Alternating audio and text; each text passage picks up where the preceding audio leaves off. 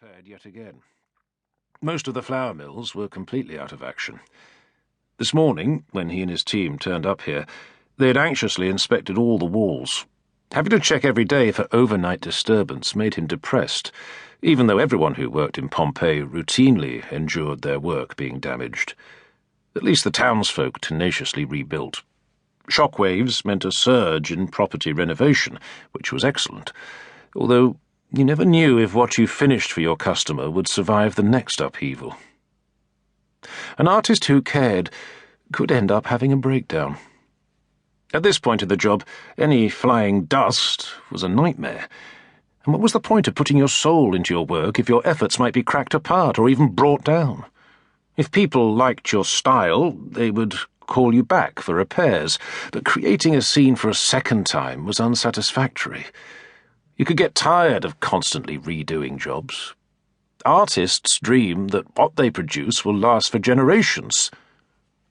Small hope in the Campanian earthquake zone.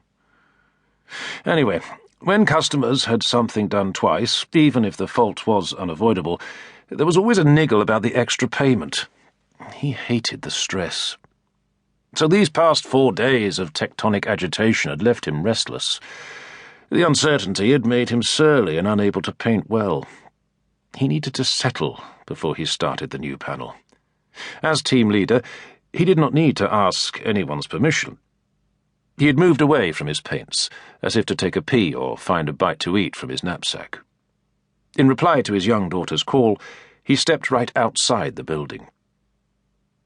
For a moment he stood quietly and looked up and down the side street. It was being dug up in several places. There was already a long trench for what seemed like endless work to the water supply.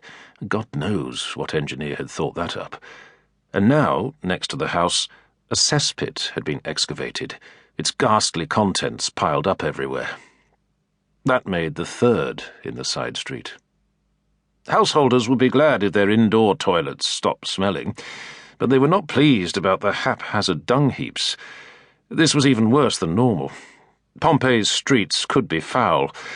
Sometimes a frustrated householder put up a sign on his exterior wall saying, "Do not shit here, stranger. Move on."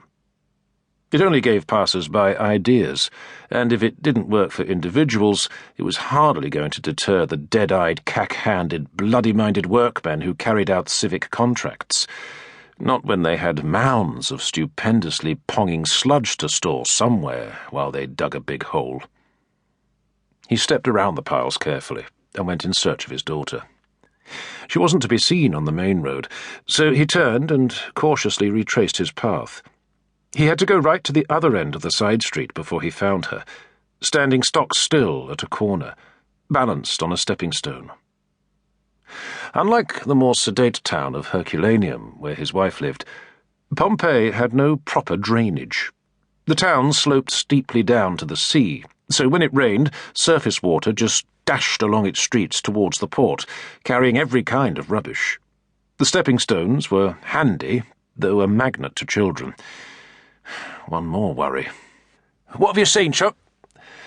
"There's a fire behind the mountain." His daughter, Marciana, 8 years old, was the original reason the painter had rented a room of his own. She stayed with him sometimes. It gave him an excuse to limit how much he fraternized with his colleagues, being something of a loner. Even before he decided to sublet, his daughter had camped out downstairs at the lodgings. Now, no way was he having her come into contact with Nonius.